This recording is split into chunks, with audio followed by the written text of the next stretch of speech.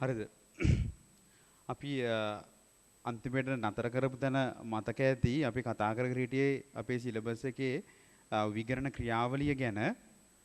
විගණන ක්‍රියාවලිය අපි මූලික සංකල්ප ටික කතා කරා. එතන ඉඳලා ඉතුරු ටික තමයි අපිට කතා කරගෙන යන්න තියෙන්නේ. එතකොට අපි කතා කරපුවා තා පොඩ්ඩක් මතක් කරොත් ඉතුරු ටික කතා කරන්න කලින් අපි මේ කතා කරගෙන යන්නේ සමාගමක් ගත්තොත් ඒ සමාගමක මූල ප්‍රකාශන අපි කිව්ව අධ්‍යක්ෂක මණ්ඩලය හදනවා. ඒ අධ්‍යක්ෂක මණ්ඩලය හදපු මූල ප්‍රකාශන කට්ටලය මත සහතික වීමක් අවශ්‍ය වෙනවා ඒ සමාගමේ කොටස් හිමියන්ට. අන්නේ සහතික වීම ලබා ගන්න තමයි ඒ සමාගමේ මූල ප්‍රකාශන ස්වාධීන පාර්ශවයකට එහෙම නැත්නම් අපි කිව්ව විගණකට කියලා. විගණක කියන්නේ තෙවන පාර්ශවයට ඒ මූල ප්‍රකාශන කට්ටලය සහතික වීමක් ලබා ගැනීමට පවරන කාර්යභාරය තමයි අපි කියුවේ මේ විගණනය කියලා. එතකොට විගණන කාර්යභාරයක් ගත්තට පස්සේ විගණනයක් පුරාවට වෙන්නේ මොනවද කියන එක තමයි මේ ෆ්ලෝ chart එකේ පෙන්වන්නේ. එතකොට අපි මේක මුලදිත් කතා කරා කම්පැනි එක විගණනයක් වෙන්නේ කොහොමද? විගණනයක් කරන්නේ විගණක විසින්. ඒ විගණනය පුරාවට කරන දේවල් තමයි මේ කොටස් වලට කඩලා තියෙන්නේ. මුලින්ම වෙන්නේ අපි කිව්වා විගණන කම්පැනි එක විගණනයක් හැම එක්කෙනෙක්ටම කරන්න බෑ. විගණනයක් කරන්න නම් ඒ විගණකට සුදුසුකම් තියෙන්න ඕනේ. ඒ සුදුසුකම් තියෙන තිබිය යුතු සුදුසුකම් මොනවද කියලා අපි කතා කරා. එක්කෝ වරලත් ගණකාධිකාරීවරයෙක් වෙන්න ඕනේ. එහෙම නැත්නම් ලියාපදිංචි විගණකවරයෙක් වෙන්න ඕනේ. ඒ සුදුසුකම් තිබුණට විතරක් වැඩක් නැහැ. අපේ ඔයාගේ විගණන ආයතන එහෙම නැත්නම් ඔයාට අර කියපු සුදුසුකම් තියෙනවා නම් සමාගම විසින් ඔයාව ඒ සමාගමේ විගණක විදියට පත් කර ගැනීම වෙන්න ඕනේ. පත් කරගත්තේ නැත්නම් ඔයාට සුදුසුකම් තිබුණා කියලා කම්පැනි විගණනයක් කරන්න බෑ. ඒක නිසා ඔයාට සුදුසුකම් තියෙන්නත් ඕනේ. සමාගම විසින් ඔයාව ඒ සමාගමේ විගණක විදියට පත් කරගන්නත් ඕනේ. එහෙම පත් කරගත්තට පස්සේ තමයි විගණනයක් වෙන්නේ. ඒ විගණනයට ගිහිල්ලා කරන දේවල් තමයි අපි මේ ෆ්ලෝ chart එකේ පෙන්නලා තියෙන්නේ. මුලින්ම අර කිව්වා වගේ මුලින්ම විගණනය බාර ගන්නවා. ඊට පස්සේ අපි මේ ඔඩිට් එකක් බාරගන්නේ අපි කිව්වා විගණනයට තියෙනවා අරමුණක්.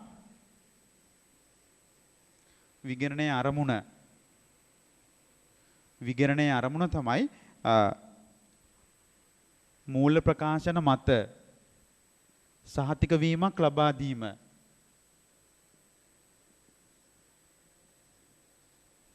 හරිද? විගණනයේ අරමුණ තමයි මේක ඔයාලට මතක ඇති. විගණනයේ අරමුණ තමයි මූල ප්‍රකාශන මත සහතික වීමක් ලබා දීම. එතකොට අපි කිව්වා කම්පැනි මූල ප්‍රකාශන හදන්නේ කවුද?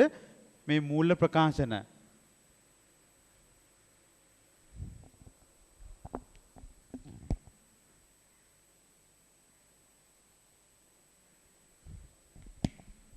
හරිද? මේ මූල ප්‍රකාශන පිළියෙල කරන්නේ කම්පැනි අධ්‍යක්ෂක මණ්ඩලය.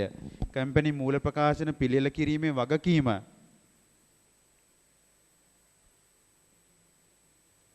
අපි කම්පැනි මූල ප්‍රකාශන පිළියෙල කිරීමේ වගකීම තියෙන්නේ කම්පැනි අධ්‍යක්ෂක මණ්ඩලයට. හරිද? එතකොට අධ්‍යක්ෂක මණ්ඩලය මේ මූල ප්‍රකාශන පිළියෙල කිරීම කරන්න ඕනේ අදාළ මූල්‍ය වාර්තා කරන රාමුව අනුව. අදාළ මූල්‍ය වාර්තා කරන රාමුවට අනුව. දැන් ලංකාවේ නම් අදාළ මූල්‍ය වාර්තා කරන රාමුව කියන්නේ LKS and SLFRS. හරිද? එතකොට අධ්‍යක්ෂක මණ්ඩලය ලංකා ගිණුම් ප්‍රමිත වලට අනුකූලව පිළිල කරපු මූල්‍ය ප්‍රකාශන මත සහතික වීමක් දෙන එක තමයි විගණනයේ අරමුණ. එතකොට මේ සහතික වීම දෙන්නේ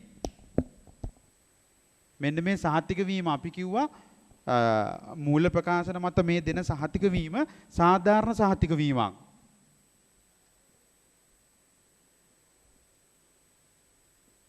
මේ දෙන සහතික වීම සාධාරණ සහතික වීමක්. එහෙම නැත්නම් අපි කිව්වා රියසනබල් ඇෂුරන්ස් එකක් කියලා.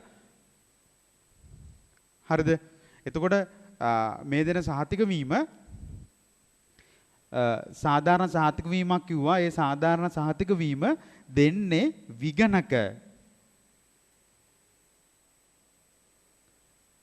විගණක තමයි දෙන්නේ.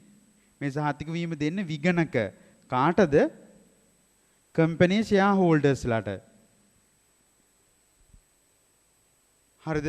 එතකොට මේ සහතික වීම දෙන්නේ කම්පැනියේ විගණක විසින් ඒ කම්පැනියේ කොටස් හිමියන්ට. එතකොට ඒ දෙන සහතික වීම ලබා දෙන්නේ කම්පැනියේ මූල්‍ය ප්‍රකාශන මත. ඒ මූල්‍ය ප්‍රකාශන අපි කිව්ව හදන වගකීම තියෙන්නේ කම්පැනි අධ්‍යක්ෂක මණ්ඩලයට. හරිද? එතකොට අධ්‍යක්ෂක මණ්ඩලය මේ account set එක හදන්නේ ගිණුම් ප්‍රමිත වලට අනුකූලව. හරිද? එතකොට මෙන්න මේ සහතික වීම. එතකොට මේ අධ්‍යක්ෂක මණ්ඩලය හත් මේ මූල ප්‍රකාශන මත විගණක මේ සහතික වීම දෙන්න කරන වැඩේ තමයි අපි කිව්වේ විගණනය කියලා. හරිද? විගණනය කියලා අපි කිව්වේ මේ සහතික වීම දෙන ක්‍රියාවලිය. ඒ විගණනය කරන ක්‍රියාවලියට ඒක කම්පැනියේ ස්වභාවය අනුව ඒක මාසයක් වෙන්න පුළුවන්, මාස දෙකක් වෙන්න පුළුවන්, සතියක් වෙන්න පුළුවන්. ඒ කම්පැනි වොලියුම් එක අනුව, ට්‍රාන්සැක්ෂන් වොලියුම් එක අනුව යම් කාලයක් ගත වෙනවා. ඒ කාලය පුරාවට කරන දේවල් තමයි මේ අධියර වලට කඩලා තියෙන්නේ. හරිද? එතකොට මුලින්ම කරන්නේ විගණනයේ සැලසුම් කරන එක. විගණනයක් සැලසුම් කිරීම කරන්නේ අපි කිව්වා විගණන කණ්ඩායමක් මේ වැඩේට යනවා. ඒ ගිහිල්ලා මුලින්ම කරන්නේ විගණනයේ සැලසුම් කරන එක. හැබැයි අපි ටීම් එකක් එහෙ යන්න කලින් අපි විගණනයේ බාරගත්තට පස්සේ කම්පැනියත් එක්ක සයින් කරනවා ඇග්‍රීමන්ට් එකක්. ඒ ඇග්‍රීමන්ට් එකට අපි කියනවා සේවයේ යෙදීමේ ලිපිය කියලා. සේවයේ යෙදීමේ ලිපිය. සේවයේ යෙදීමේ ලිපිය. සේවයේ යෙදීමේ ලිපිය කියලා කියන්නේ අපි කිව්වා විගණනයක් ගත්තොත් විගණනයට සම්බන්ධයි පාර්ශවයන් 3ක්. විගණනයකට සම්බන්ධ පාර්ශවයන් එක පැත්තකින් ඉන්නවා විගණක, අනිත් පැත්තෙන් ඉන්නවා අධ්‍යක්ෂක මණ්ඩලය, අනිත් පැත්තෙන් ඉන්නවා කොටස් හිමියන්.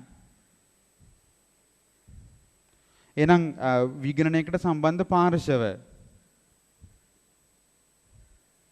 එහෙනම් විගණනයක් කියන පාර්ශවයන් තුනක සම්බන්ධයක් කවුද? විගණක, අධ්‍යක්ෂක මණ්ඩලය සහ කොටස් හිමියන්.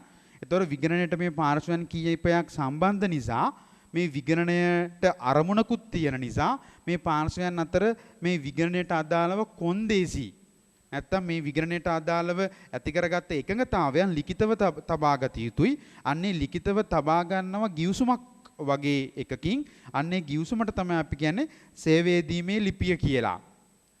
හරිද? එතකොට මේ සේවයේ දීමේ ලිපිය නොහොත් මේ පාර්ශවයන් අතර ඇති කරගත්ත එකඟතාවය ඇතුළත් ඇග්‍රීමන්ට් එකක් සයින් කරලා තමයි අපේ ටීම් එකක් එහෙ යන්නේ ඔඩිට් එක කරන්න.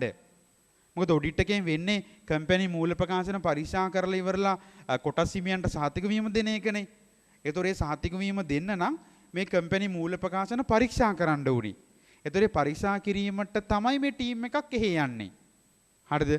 එතකොට මේ පරීක්ෂා කිරීමට යන මේ පාර්ශවයන් එහෙම නැත්නම් විගණන කණ්ඩායමේ සමාජිකයෝ එහෙ ගිහිල්ලා කරන දේවල් තමයි මේ.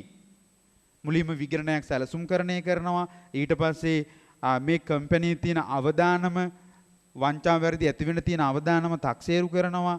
ඊට පස්සේ විවිධ පරීක්ෂා කිරීම කරලා ඊට පස්සේ තමයි report එක දෙන්නේ. එතකොට අපි කිව්වා මේ විගණක කියන එක්කෙනාට සුදුසුකම් තිබිය යුතුයි. හරිද? අපි දන්න සුදුසුකම තමයි මෙයා වරලත් ගණකාධිකාරීවරයෙක් වෙන්න ඕනේ. ඒතර වරලත් ගණකාධිකාරීවරයෙක් කියන්නේ චාර්ටර්ඩ් ඉන්ස්ටිටියුට් එකේ සමාජිකයෙක්. හරිද? ICASL. හරිද? එතකොට මෙන්න මේ චාර්ටර්ඩ් ඉන්ස්ටිටියුට් එකේ මෙම්බර්ස්ලා තමයි අපි කියන වරලත් ගණකාධිකාරීවරු කියලා. ඒ වරලත් ගණකාධිකාරීවරු තමයි ඒ වරලත් ගණකාධිකාරීවරයෙකු වීම තමයි සුදුසුකමක් වෙන්නේ කම්පැනි එක විගණකවරයෙක් වෙන්න. එතකොට මෙන්න මේ චාර්ටර්ඩ් ඉන්ස්ටිටියුට් එකේ මෙම්බර්ස්ලා විසින් දාගත්ත ඔඩිට් ෆර්ම් තමයි කම්පැනි වල විගණනය කරන්නේ. හරිද? එතකොට මේ විගණකවරයෙක් ගත්තට පස්සේ එයා කම්පැනි එක ඔඩිට් එකකට ගිහිල්ලා ඒ ඔඩිට් එක යාට කැමති විදියට කරන්න බෑ. මෙන්න මේ චාර්ටර්ඩ් ඉන්ස්ටිටියුට් එක දාලා තියෙනවා, පනවලා තියෙනවා විගණන ප්‍රමිත. විගණන ප්‍රමිත. හරිද? මේ චාර්ටර්ඩ් ඉන්ස්ටිටියුට් එක පනවලා තියෙනවා විගණන ප්‍රමිත. ඔයා දැනට දන්නවා වරලත් ගණක අධිකාරී ආයතනයේ දාලා තියෙනවා ගිණුම් ප්‍රමිත.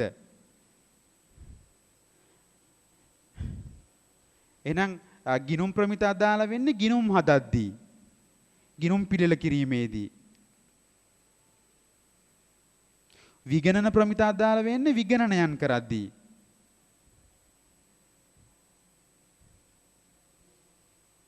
හරිද?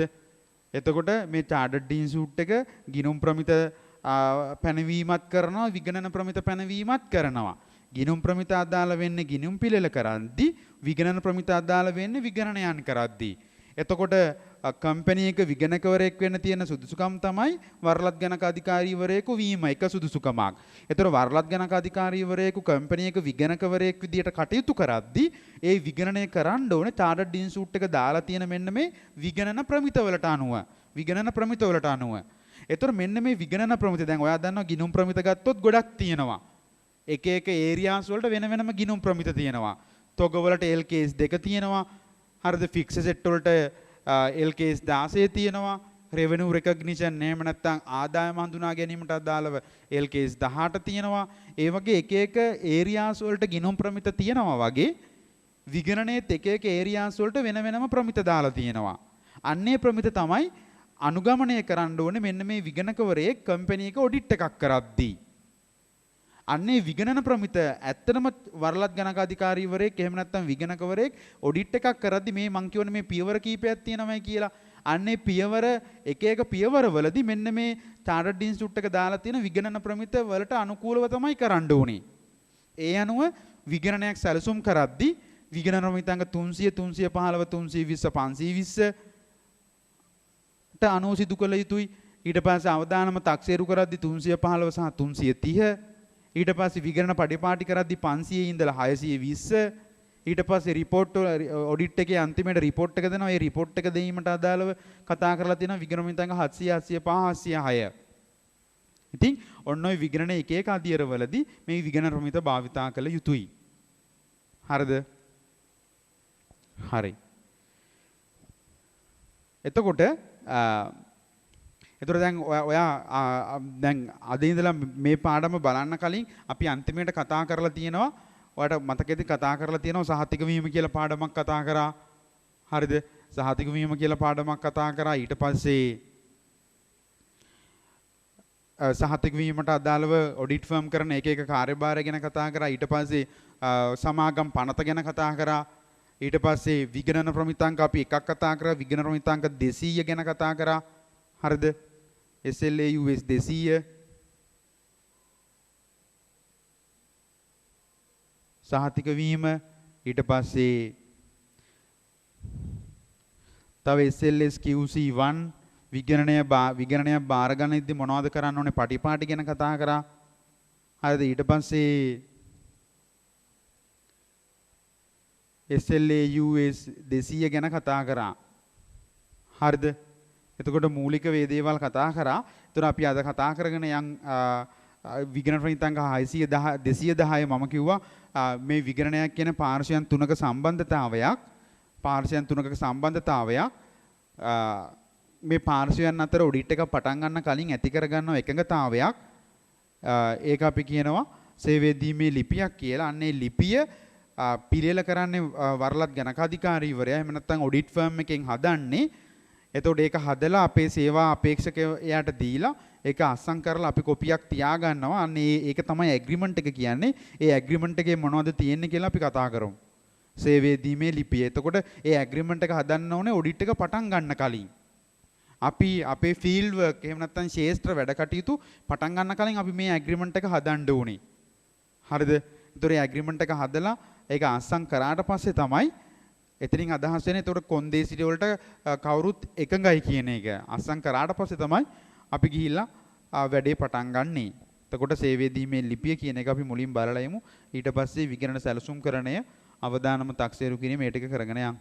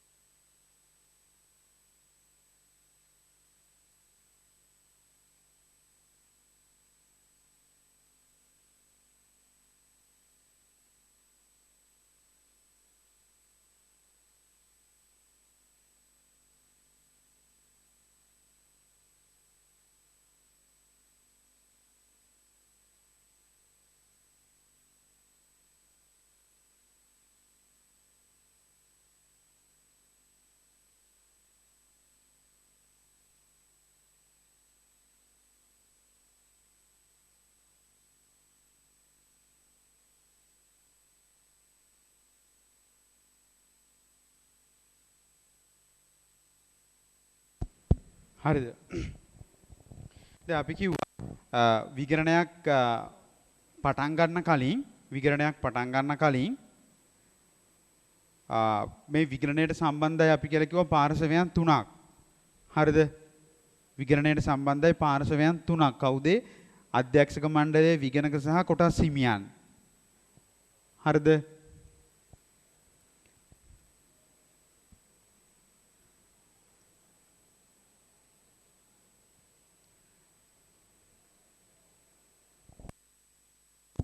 හරිද?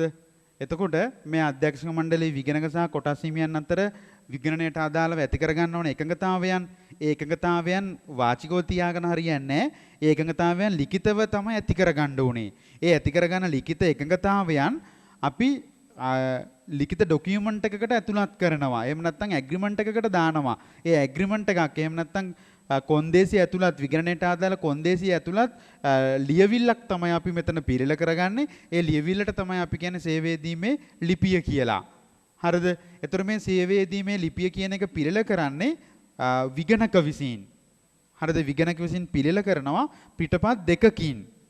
විගණක විසින් පිළිල කරගන්නවා පිටපත් දෙකකින්. හරිද? ඒ පිටපත් දෙකකින් විගණක පිළිල කරගෙන ඒ පිටපත් දෙකම දෙනවා අපේ ක්ලයන්ට් සේවා අපේක්ෂකට. එතකොට එයා මොකද කරන්නේ? ඒකේ කොන්දේසි ටික කියවලා ඒවට එයා එකඟ නම් එයා ඇග්‍රීමන්ට් එක සයින් කරලා එක කොපියක් විගණකට නැවත ලබා දෙනවා. හරිද? එතකොට සේවයේදීමේ ලිපිය කියන්නේ හරි සරල කාරණාවක්. විගණන සේවයේදීමේ ලිපිය ගැන කෙටි සටහනක් එවුවොත් ලියන්න පුළුවන්. සේවයේදීමේ ලිපිය කියන්නේ විගණනයට අදාළ පාර්ශවයන් අතර ඇති කරගත් එකඟතාවයන් ඇතුළත් කරමින් විගණක විසින් පිළිල කරගන්න ලියවිල්ලයි. මේක පිටපත් දෙකකින් පිළිල කරගන්නවා. මේකට සේවා අපේක්ෂකවරයාගේ එකඟතාවය ලබා ගන්නවා. එතකොට ඊළඟට අපි බලන්න ඕනේ දැන් මේක විගණක පිළිල කරන ඇග්‍රීමන්ට් එකක් නම් මේ ඇග්‍රීමන්ට් එකට විගණකට කැමති ඒවා දාන්න පුළුවන්ද? හරිද? විගණකට කැමති ඒවා මේ ඇග්‍රීමන්ට් එකට දාන්න පුළුවන්ද? එහෙම දාන්න බෑ. මේක මේ මං කිව්වා අපි විගණකවරයෙක් ගත්තට පස්සේ විගණක ඔඩිට් එක කරන්න ඕන විගණන ප්‍රමිතවල හැටියට. විගණනයට අදාළ හැම කරුණකටම අදාළව ප්‍රමිතියක් තියෙනවා. ඒතර මේ සේවයේදීමේ ලිපියට අදාළවත් වෙනම විගණන ප්‍රමිතියක් තියෙනවා. ඒකට අපි කියව විගණන ප්‍රමිතාංක 210 කියලා. SLAUS 210. හරිද? විගණන ප්‍රමිතාංක 210. විගණන ප්‍රමිතාංක 210 තමයි මේ විගණනයට අදාළව කොන්දේසි ගැන කතා කරලා තියෙන්නේ. හරිද? මේ සේවයේදීමේ ලිපිය ඇතුළත් කරන කොන්දේසි ගැන කතා කරලා තියෙන්නේ. හරිද?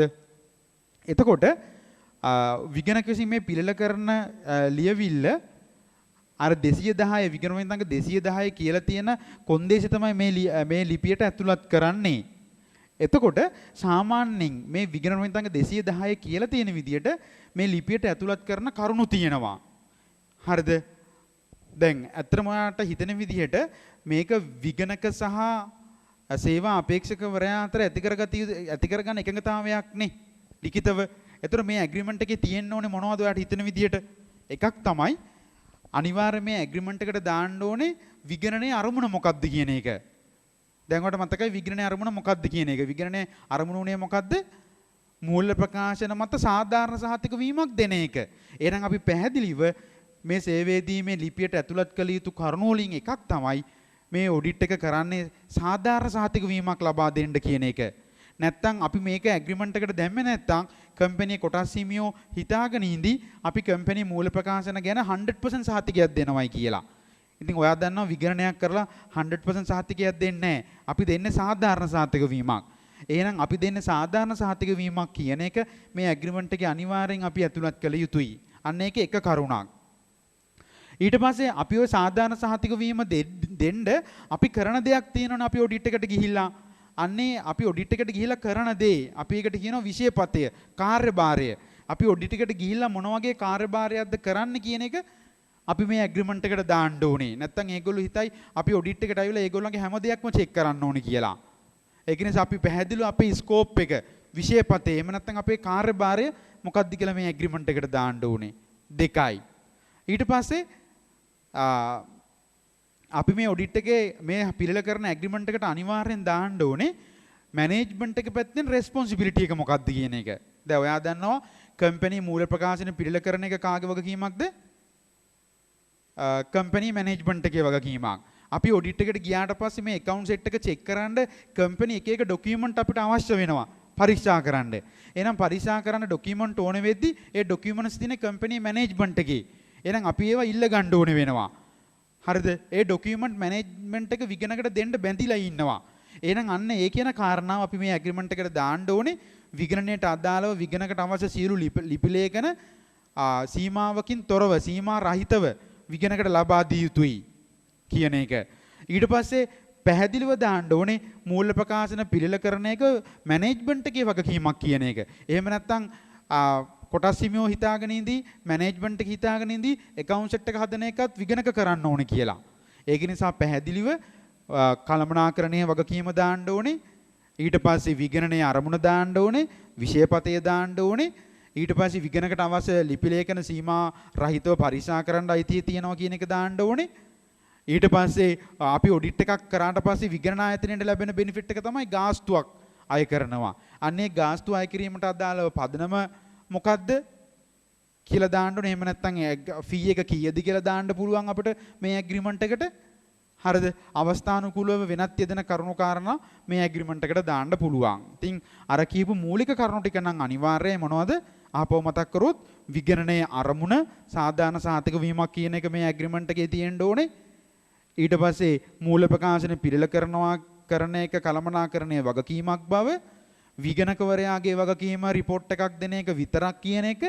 ඊට පස්සේ විගණකවරයාට අවශ්‍ය ලිපි ලේඛන සීමා රහිතව පරීක්ෂා කරන්න පුළුවන් කියන එක. ඊට පස්සේ විගණනයට අදාළව ගාස්තු අය කිරීමේ පදනම. ඊට පස්සේ අපි ඒක මුලිනුත් කතා කරා විගණනයක වළක්වන්න බැරි අවදානමක් තියෙනවා කියන එක. මං කිව්වා අපි ලබා දෙන්නේ සාධාරණ සහතික වීමක් නේ. ඒතර සාධාරණ සහතික වීම දෙද්දී අපිට කම්පැනි හැම ට්‍රාන්සැක්ෂන් එකක්ම චෙක් කරන්න බෑ. අපි කිව්වා අපි පරීක්ෂා කරන්නේ සාම්පල් එකක්. ඒතර සාම්පල් එකක් චෙක් කරලා අපි කම්පැනි සමස්ත account set එකටම ඔපිනියන් එකක් දෙනවා. ඒතර අපි දෙන ඔපිනියන් එක වරදින්න පුළුවන් කිව්වා. වැරදි මතයක් අපේ අතින් එළියට යන්න පුළුවන් කිව්වා. ඒක අපි හැඳින්වුවා මොකක් කියලාද? විගණනයේ අවදානම කියලා. ඔඩිට් එකේ රිස්ක් එක. මොකක්ද ඔඩිට් එකේ රිස්ක් එක කිව්වේ? අපි ඔඩිට් එකක් කරලා වැරදි ඔපිනියන් එකක් කොටස් හිමියන්ට දෙන්න තියෙන possibility එක. හරිද? විගණන අවදානම. එහෙනම් ඕනෙම ඔඩිට් එකක ওই රිස්ක් එක තියෙනවා. ඇයි අපි කම්පැනි ට්‍රාන්සැක්ෂන් 100% චෙක් කරන්නේ නැති නිසා. ඒක නිසා එහෙම රිස්ක් එකකුත් තියෙනවා කියන කාරණාව අපි මේ ඇග්‍රීමන්ට් එකට දාන්න ඕනේ. හරිද? ඉතින් ඔන්නෝම තමයි මේ ඇග්‍රීමන්ට් එකේ දාන්න ඕනේ. තියන්නේ ඒවා ටියුට් එකේ තියෙන ඔයා ළඟ ඇති දෙවෙනි ටියුට් එක ගන්නකෝ. ඒ ටියුට් එක ඒකේ යන්නකෝ පිටු අංක 9. අපි මුලින් මේකේ ඇග්‍රීමන්ට් එකේ තියෙන කරුණු පොඩ්ඩක් බලලා යමු. පිටු අංක 9ට යන්නකෝ.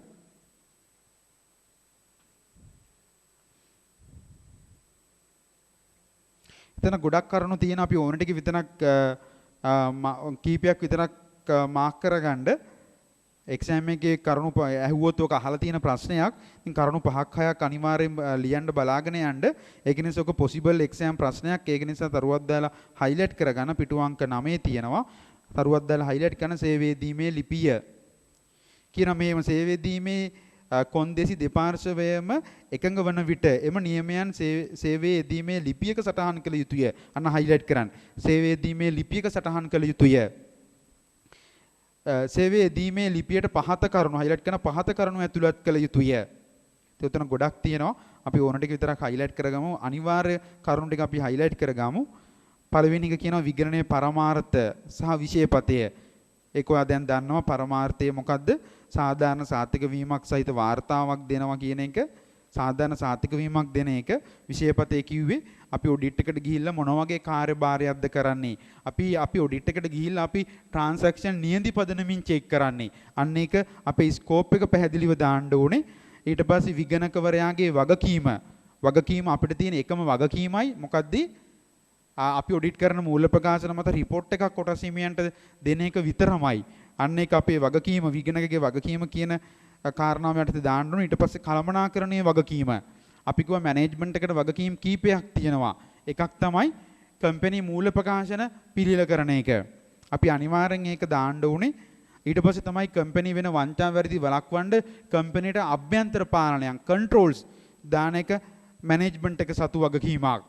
අපි අන්නේ වගකීම් දෙක මැනේජ්මන්ට් එක සතුයි කියන එක පැහැදිලිව මේ ඇග්‍රීමන්ට් එකට දාන්න ඕනේ. හේතුව දැම්මේ නැත්තම් වෙන්නේ කම්පැනියේ කොටස් හිමියෝ හිතයි account හදන එකත් විගණකවරයාගේ වගකීමක්. ඊට පස්සේ කම්පැනිට අභ්‍යන්තර පාලනයක් දාන එකත් විගණකවරයාගේ වගකීමක් කියලා. ඒක නිසා පැහැදිලිව අපේ ඇග්‍රීමන්ට් එකට මේක දාන්න ඕනේ කළමනාකරණයේ වගකීමයි විගණකවරයාගේ වගකීමයි වෙන වෙනම. හරිද? ඊට පස්සේ ඔය පළවෙනි කරුණ තුන ගොඩක් වැදගත්. ඊට පස්සේ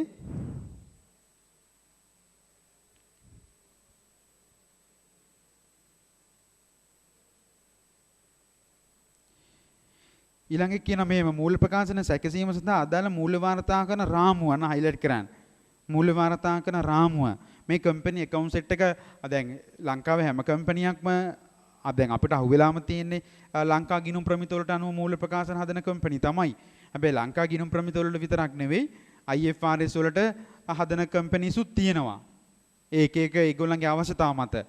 ඉතින් ඒක නිසා අපි ඔඩිට් එකට යන කම්පැනි මූල්‍ය ප්‍රකාශන හදන මූල්‍ය වාර්තාකරණ රාමුව මොකක්ද කියලාත් මේ ඇග්‍රීමන්ට් එකේ දාන්න ඕනේ. ඊට පස්සේ කියනවා විගණක විසින් නිකුත් කරන ලබන කිසියම් වාර්තාවක අපේක්ෂිත ආකෘති පත්‍රය. දැන් අපි අන්තිමේට ඔඩිට් එක කරලා අපි දෙනවා රිපෝට් එකක්. ඒ රිපෝට් එකට අපිට කැමති දේවල් දාන්න බෑ. ඒ රිපෝට් එකට තියෙනවා නිශ්චිත ෆෝමැට් එකක්. හරිද? අන්නේ ෆෝමැට් එක අපිට ඒ ෆෝමැට් එකකින් එහා ගිහිල්ලා වෙන රිපෝට් එකක් දෙන්න බෑ. ඒක නිසා අපි කල්තියාම කියලා ඉන්න එක හොඳයි. අපි අන්තිමේට දෙන්නේ මේ වගේ රිපෝට් එකක් කියන එක. ඒක ඔය කියන්නේ. හරිද? ඉතින් ඔන්න ඔය කියන ඒවා අනිවාර්යෙන් අපි මේ ඇග්‍රීමන්ට් එකට දාන්න ඕනේ.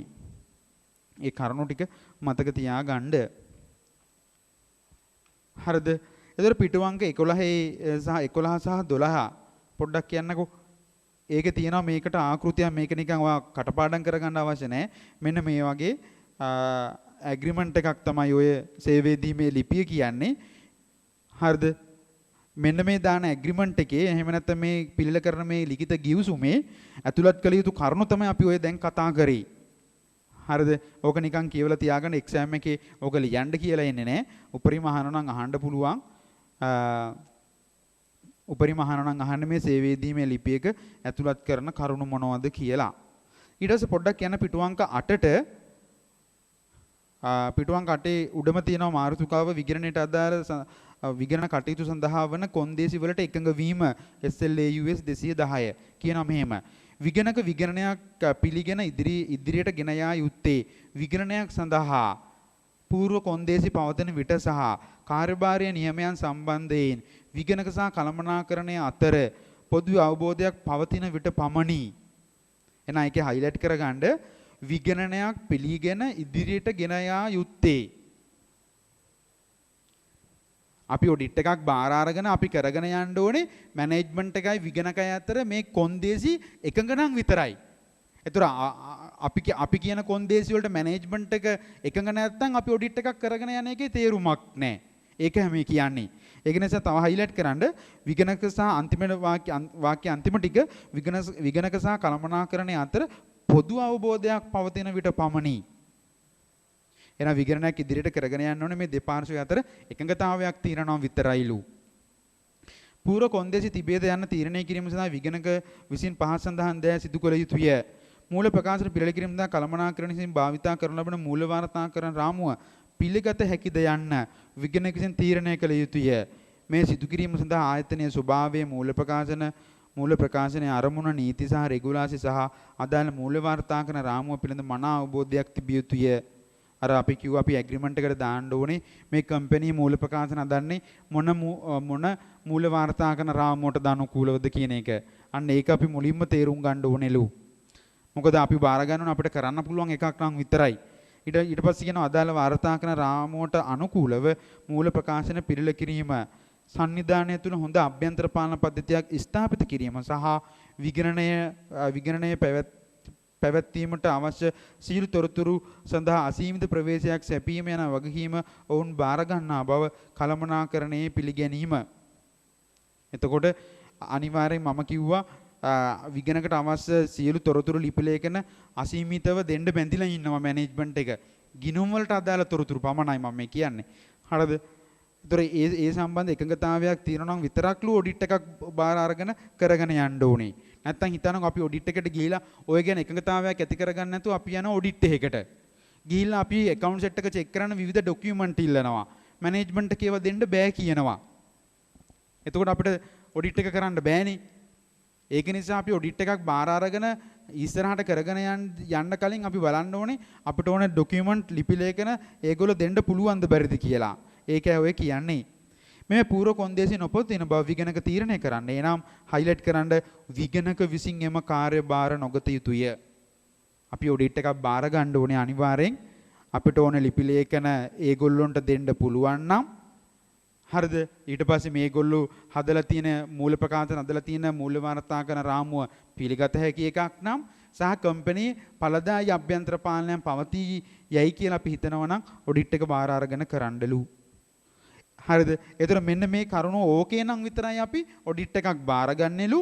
බාර ගත්තට පස්සේ ඔය යන්න කලින් තමයි ඇග්‍රීමන්ට් එක හදන්නේ. ඒ ඇග්‍රීමන්ට් එකේ තමයි දාන ඒ ඇග්‍රීමන්ට් එක ඇතුළත් කරන කරුණු තමයි අර එහා පැත්තේ පිටුවංක 9 අපි කතා කරේ.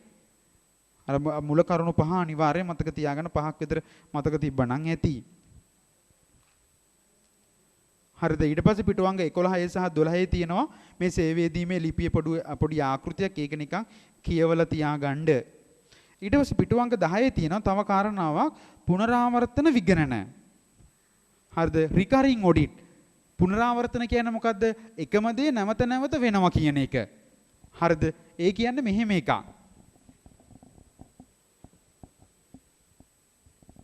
දැන් හිතන්නකෝ මෙහෙම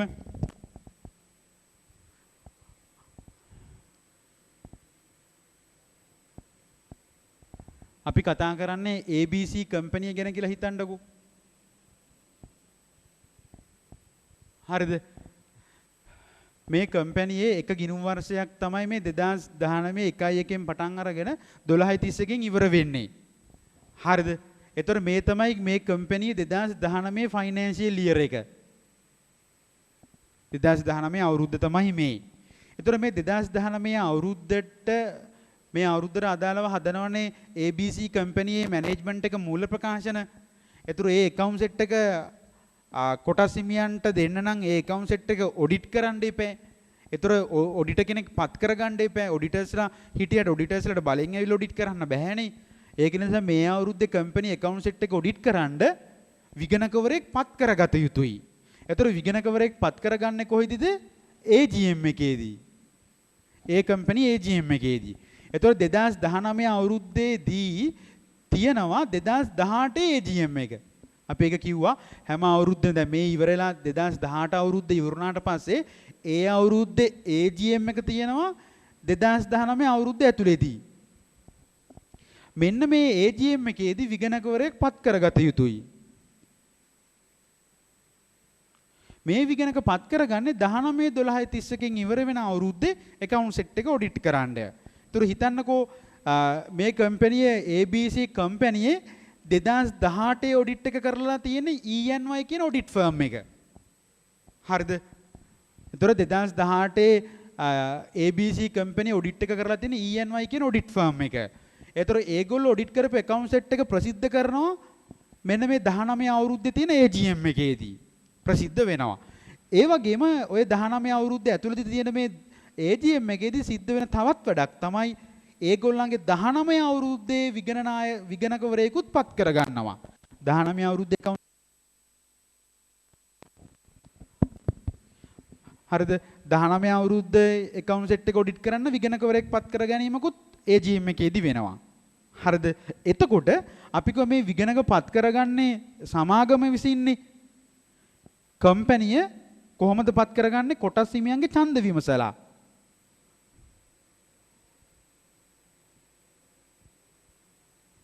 මේක අපි කතා කරා කම්පැනි එක වාර්ෂික මහා සභා රැස්වීමේදී විගණකවරයෙක් පත් කරගන්නේ සමාගම විසින් කොටස් හිමියන්ගේ ඡන්ද විමසලා. හරිද? AGM එකේදී විගණක පත් කරගන්නේ සමාගම කොටස් හිමියන්ගේ ඡන්ද විමසලා.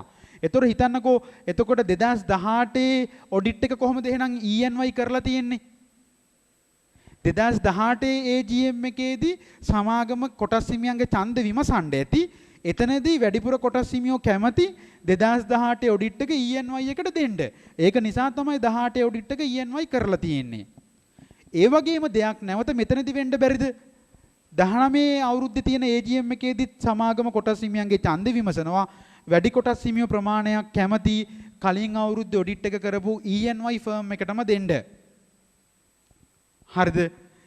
එතකොට ENY ෆර්ම් එක ගිය අවුරුද්දේ ඔඩිට් එක කරලා තියෙනවා. නැවත වතාවක් 19 ඔඩිට් එක කරන්නත් නැවතපත් වෙනවා.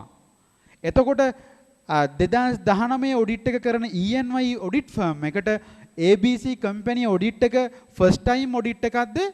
නෑ. ඒක අපි කියනවා පුනරාවර්තන විගණනයක් කියලා. පුනරාවර්තන විගණනයක්. ඒ කියන්නේ එකම කම්පැනි එක ඔඩිට් එක නැවත නැවත කරනවා. Recurring audit. එහෙනම් පුනරාවර්තන විගණනය කියන එක පැහැදිලි. හරි. එතකොට මම කිව්වා ඔඩිට් එකක් පටන් ගන්න කලින් ඇග්‍රීමන්ට් එකක් සයින් කරන්න ඕනි කියලා. ඒ කියන්නේ අනිවාර්යෙන් 2018 ඔඩිට් එක ENY කරලා ඇත්තේ අනිවාර්යෙන් ওই ඇග්‍රීමන්ට් එකක් සයින් කරපු නිසා. ඇග්‍රීමන්ට් එකක් සයින් කරපු නිසා. ENY ඔඩිට් ෆර්ම් එක 2018 අවුරුද්දේ ඔඩිට් එකේදී ABC කම්පැනියත් එක්ක සේවය දීමේ ලිපිය කියන ඇග්‍රීමන්ට් එක හදන්න ඇති. එහෙනම් දැන් සරල කාරණා ඔයාට දැන් එන ගැටලුව තමයි ENY ෆර්ම් එක නැවත වතාවක් එම කම්පැනියම ඔඩිට් එක කරද්දී තව අවුරුද්දකදී නැවත ඇග්‍රීමන්ට් එකක් හදන්න ඕනේද? එහෙම නැත්නම් වෙන විදියකින් අහනවා නම් පුනරාවර්තන විගණනයකදී නව සේවය දීමේ ලිපියක් පිළිල කළ යුතුද? ගිය අවුරුද්දේ ඇග්‍රීමන්ට් එකකුත් තියෙනවා සයින් කරලා. එහෙනම් නැවත වතාවක් එම කම්පැනියම ඔඩිට් එක කරනවා නම් ඇග්‍රීමන්ට් එකක් සයින් කරන්න ඕනේද කියන එකයි මේ අහන්නේ. අන්න එතනදී විගණන වලින් තංග 210 කියනවා මෙන්න මේ කියන අවස්ථා යෙදුන්නේ නැත්තම් මොනවද? කම්පැනි අයිතිය වෙනස් වෙලත් නැහැ. කම්පැනි කළමනාකාරීත්වය වෙනස් වෙලත් නැහැ. හරිද? ඊට පස්සේ කම්පැනි ව්‍යාපාරය කරලා තියෙන ව්‍යාපාරයේ ස්වභාවය වෙනස් වෙලත් නැහැ. ගිය අවුරුද්දේ හදපු ඇග්‍රීමන්ට් එකේ කොන්දේසි වෙනස් කරලත් නැහැ. ඒ කොන්දේසි පිළිබඳ ගිය අවුරුද්දේදී කවුරුවත් වැරදි විදිහට වටහා ගැනීම වෙලත් නැහැ. හරිද? ඔන්න ඔය කියන කාරණා යෙදෙන්නේ නැත්තම් අලුත් ඇග්‍රීමන්ට් එකක් ඕනේ නැහැ. හැබැයි මැනේජ්මන්ට් එක වෙනස් වෙලා නම්, අයිතිය වෙනස් වෙලා නම්, ව්‍යාපාරයේ ස්වභාවය වෙනස් වෙලා නම්, හරිද? ගිය අවුරුද්දේ කොන්දේසි සංශෝධනය කරලා නම්, නව කොන්දේසි ඇති කරගෙන නම්, ගිය අවුරුද්දේ තිබ්බ කොන්දේසි වැරදි විදියට තේරුම් අරගෙන නම්, හරිද? ඊට පස්සේ යම් නීතිමය අවශ්‍යතාවයක් තියෙනවා නම් කලින් අවුරුද්දේ ඇග්‍රීමන්ට් එකක් හැදුවට මේ අවුරුද්දේත් ඇග්‍රීමන්ට් එකක් හදන්න කියලායි කියන්නේ. අන්න ඒකයි පුනරාවර්තන විගණනයකදී සේවය දීමේ ලිපියක් පිළිල කිරීම අවශ්‍යද නැද්ද කියලා ඔය කියන්නේ. යන්නකො පිටුවංග 10ට පුනරාවර්තන විගණන රිකරින් ඔඩිට්ස් කියන මෙහෙම පුනරාවර්තන විගණන සඳහා සේවය දීමේ ලිපිය සංශෝධනය කිරීම හෝ පවත්නා නියමයන්හි අන්තර්ගතය මතක් කිරීම සුදුසුය විගණක විසින් තීරණය කරනු ලැබුවොත් මිස වාර්ෂිකව සේවය දීමේ ලිපියක් නොයවීමට විගණකට තීරණය කළ හැකිය. මෙහිදී හයිලයිට් කරන පහත සඳහන් කොන්දේසි සලකා බැලිය යුතුය. නැත්තම් එතන ඇලීරක් ගහලා මෙහෙම ලියන්න පුනරාවර්තන විගණනයකදී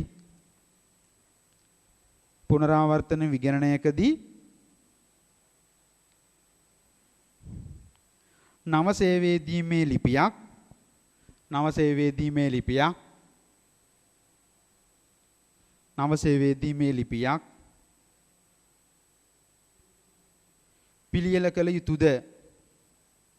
පිළියෙල කළ යුතුද යන්න තීරණය කරන සාධක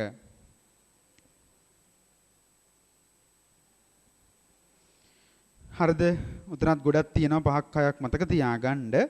කියන මේම විගණනයක විෂයපතය හා පරමාර්ථ හයිලයිට් කරන්න කළමනාකරණයේ විසින් වර්ධවා වටවාගෙන ඇති බවට වන ඕනෑම ඇඟවීමක්. මේකේ විෂයපතයේ පරමාර්ථ කළමනාකරණ වැරදි විදිහට තේරුම් අරන් නම් විගණන කාර්යවල සංශෝධිත හෝ විශේෂ කොන්දේසි එතන ලියාගන්න හයිලයිට් කරගන්න සංශෝධිත හෝ විශේෂ කොන්දේසි ඇති කරගෙන තිබේ නම් කොන්දේසි සංශෝධනය වෙලා නම් හරි අලුත් කොන්දේසියක් ඇති කරගෙන නම් ඊට පස්සේ හිමිකාරීත්වයේ සැලකිය යුතු වෙනසක්. highlight කරන හිමිකාරීත්වයේ සැලකිය යුතු වෙනස් වීම. ඊට පස්සේ highlight කරන ජ්‍යෙෂ්ඨ කළමනාකරණයේ මෑත වෙනස් වීමක්. අයිතිය වෙනස් වෙලා නම් මැනේජ්මන්ට් එක වෙනස් වෙලා නම් ආයතනයේ ප්‍රමාණය හෝ ස්වභාවය highlight කරන ප්‍රමාණය හෝ ස්වභාවයේ සැලකිය යුතු වෙනසක් වෙලා නම් highlight කරන්න. නීති හෝ රෙගුලාසි වල වෙනසක් වෙලා නම් මූල ප්‍රකාශන ඉදිරිපත් කිරීමේදී අනුගමනය කරනු ලබන highlight කරන්න. මූල්‍ය වාර්තාකරණ රාමුවේ වෙනසක් වෙලා නම් තොන්න ඔය කියන ටික මතක තියාගන්න. අන්තිමට කියනවා වෙනත් වාර්තාකරණ අවශ්‍යතාවල වෙනස් වීම වෙනසක් වීම. උතන ලේසි මතක තියාගන්න ඔය කියන කරුණු ටික මතක තියාගන්න. පුනරාවර්තන විගණනයකදී සේවය දීමේ ලිපියක් ඕනේද? මම හිතනවා මේ පාඩමේ පොඩි පාඩමක් ඒක කතා කරන්න තියෙන ඉතින් ওই ටික සේවය දීමේ ලිපිය කියන්නේ මොකද්ද? ඊට පස්සේ ඒකේ ඇතුළත් කරන කරුණු මොනවද? ඊට පස්සේ පුනරාවර්තන විගණනයකදී නව සේවය දීමේ ලිපියක් පිළියෙල කළ යුතුද? මම හිතනවාට විගණන හිතංග 210 ගැටලුවක් නැතුව ඇති කියලා. එතකොට අපි විගණන හිතංග 200 කතා කරා. ඊට පස්සේ 210 කතා කරා. හරිද?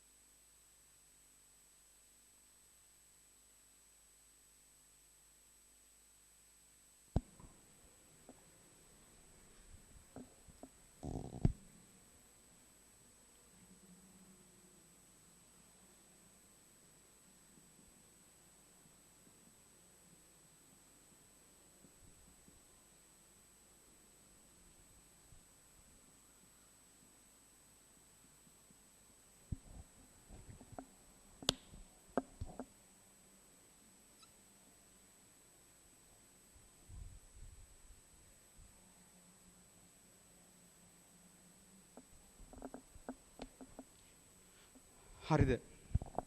එතන අපි විගණන සැලසුම් දැන් අපි විගණනේ බාර ගැනීම කියන එක දැන් ඔයාලට පැහැදිලි. දැන් අපි ඔඩිට් එක බාරගත්තට පස්සේ තියෙන අපේ ටීම් එකක් ඔඩිට් එකට යන එකනේ. චෙක් කරන්න යන එකනේ. හැබැයි අපි එහෙට ගිහිල්ලා මොකක්ද කරන්නේ? අපි මොනවද හොයන්න යන්නේ? ඒ දේවල් අපි දැනගෙන ඉන්න එපේ. අන්න එතකොට අපි මොනවද එහෙ ගිහිල්ලා කරන්න හදන්නේ? එහෙම නැත්නම් අපි හොයන්නේ මොනවද? අන්නේ සම්බන්ධ පොඩි අයිඩියා එකක් දෙන්න මේ හදන්නේ. ඒකට අදාළ මූලිකවම කතා කරලා තියෙන වංචා අවදානම කියලා විගණන හිතාංක 240. ඒක පොඩ්ඩක් කියලා ඉන්නම්. විගණන සැලසුම් කිරීමට යන්න කලින්. ඒතර ඔයා දන්නා මේක අපි මුලිනුත් කිව්වා. කම්පැනියක් හදලා තියෙනවා මූල ප්‍රකාශන කට්ටලයක්. ඒ මූල ප්‍රකාශන කට්ටලේ තමයි මේ. ඒතර මේ account set එක හදන්නේ කවුද? කම්පැනි ඩිරෙක්ටර්ස්ලා. ඒතර ඩිරෙක්ටර්ස්ලා හදපු මේ account set එකේ මොනවද තියෙන්නේ? ගිණුම් ශේෂයි ගනුදෙනු පන්ති. හරිද? දැන් account set එකක් ගත්තට පස්සේ ඒ set එකේ තියෙනවානේ මූල තත්ත්ව ප්‍රකාශනයේ තියෙනවා, ආදායම් ප්‍රකාශනයේ තියෙනවා, ස්කන්ධය වෙනස් වීමේ ප්‍රකාශනයේ තියෙනවා. හරිද? ඊට පස්සේ මුදල් ප්‍රවාහ ප්‍රකාශනය සහ සටහන්නේ. හරිද? එතකොට ඔය මූල ප්‍රකාශන කට්ටලය ගත්තට පස්සේ එකක් තමයි මූල තත්ත්ව ප්‍රකාශනය. මූල තත්ත්ව ප්‍රකාශනයේ මොනවද තියෙන්නේ? ගිණුම් ශේෂ. හරිද? ස්කන්ධ වෙනස් වීමෙන් ප්‍රකාශනයේ තියෙන්නේ මොනවද? ගිණුම් ශේෂ. ඊට පස්සේ ආදායම් ප්‍රකාශනයේ තියෙන මොනවද? ආදායම් සහ වියදම් ගනුදෙනු ටික. අවුරුද්ද පුරා වෙච්ච ආදායම් ගනුදෙනු ටිකයි වියදම් ගනුදෙනු ටිකයි. ඒ අනුව අපිට කියන්න පුළුවන් account set එකක තියෙන ගිණුම් ශේෂ සහ ගනුදෙනු පන්ති කියලා. හරිද? එතකොට දැන් මේ account set එක හැදුවේ කවුද? කම්පැනි ඩිරෙක්ටර්ස්ලා.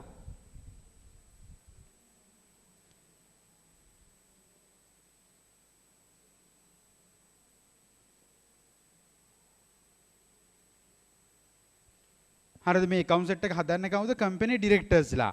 ඩිරෙක්ටර්ස්ලා හදන මේ account set එක තියෙනවා. ඒ account set එකේ තියෙන්නේ ගිණුම් ශේෂ සහ ගනුදෙනු පන්ති. හරිද? එතකොට මේ ඩිරෙක්ටර්ස්ලා මේ account set එක හදන්නේ කාට දෙන්නද? කම්පැනි කොටස් හිමියන්ට දෙන්න. එතකොට කොටස් හිමියෝ ඩිරෙක්ටර්ස්ලා හදපු මේ account set එක දිහා account set එක පරිශීලනය කරන කොටස් හිමියන්ට තියෙන ගැටලුව තමයි මේ මූල ප්‍රකාශන කට්ටලේ සාවද්දද? සාවද්ද නැත්නම් වැරදිද? සරල වචනෙන් කිව්වොත් නමුත් හරි ඔඩිටිං වචනේ සාවද්දද? එතකොට account set එකක් සාවද්ද වෙන්නේ ඒකේ ගිණුම් ශේෂ ගනුදෙනු පන්ති සාවද්ද නම්. අපි මේ account set එක සාවද්දයි කියලා කියන්නේ ඒ account set එක ඇතුලේ තියෙන ගිණුම් ශේෂය ගනුදෙනු පන්තිනේ. එතකොට මේ ගිණුම් ශේෂ සහ ගනුදෙනු පන්ති සාවද්දයි කියන්නේ මේ account set එක සාවද්දයි කියන එක. එහෙමනම් කොටස් හිමියන්ට තියෙන ගැටලුව උනේ මොකද්ද? මේ account set එක සාවද්දද? ඇයි එහෙම ගැටලුවක් එන්නේ? මේ account set එක කොටස් හිමියෝ නෙවෙයි හදලා තියෙන්නේ. වෙනත් පාර්ශවයක් ඩිරෙක්ටර්ස්ලා. ඩිරෙක්ටර්ස්ලා මේ account set එක හදන්නේ කොටස් හිමියන්ට දෙන්න. හරිද? shareholders. මේ account set එක ඩිරෙක්ටර්ස්ලා හැදුවට මේ account set එක පරිශීලනය කරන්නේ කොටස් හිමියෝ. ඒතර කොටස් හිමියන්ට තියෙන ඩවුට් එක තමයි මේ account set එක සාවද්දද නැද්ද? සාවද්ද වේද? එහෙනම් අපි බලන්න ඕනේ මේ account set එක සාවද්ද වෙන්නේ කොහොමද? සාවද්ද වන්නේ මේ account set එක සාවද්ද වෙන්නේ ආකාර දෙකකින්. ඒක ඔයා කලනුත් කිව්වා මං. account set එකක් සාවද්ද වෙන්නේ ඒ account set එකේ වංචා සහ වැරදි තියෙනවා නම් වංචා සහ වැරදි.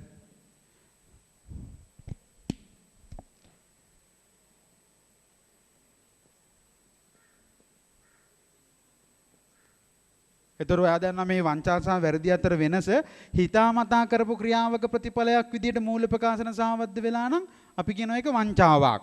හිතාමතා නොවන ආකාරයට වෙච්ච අතපසු වීමක ප්‍රතිඵලයක් විදිහට මූල ප්‍රකාශන සාවද්ද වෙනවා නම් අපි ඒක කියනවා වැරද්දක් කියලා. ඒතර කොටස් හිමියන්ට තියෙන ගැටලුව මූල ප්‍රකාශන වල වංචා තියනවද නැද්ද කියන එක විතරක් නෙවෙයි. කොටස් හිමියන්ට තියෙන ගැටලුව සාවද්ද වේද? ඒතර සාවද්ද වෙන්නේ වංචා වලින් වගේම වැරදි වලින්. හැබැයි වෙනස තියෙන්නේ වංචා හිතලා කරනවා, වැරදි අතපසු වීමකින් වෙන දේවල්. හරිද? ඒතර හිතලා කරන දේවල් තමයි අහුවෙන්න ඉඩකඩ අඩු. මොකද ඒක ප්ලෑන් කරලා කරන නිසා. හිතලා කරනවා. හරිද? හිතාමතා කරන වංචා තමයි අනාවරණේ නොවෙන්න ඉඩකඩ වැඩි. හරිද? කොහොම වුණත් වංචා වගේම වැරදිත් එක විදිහට විගණකට වැදගත් වෙනවා. ඒතර අපි කිව්වා දැන් මේ account set එකේ රුපියලේ ඉඳලා මිලියන ගණන් වෙනකන් රුපියල් මිලියන ගණන් වෙනකන් වංචා වැරදි තියෙන්න පුළුවන්. වංචා වැරදි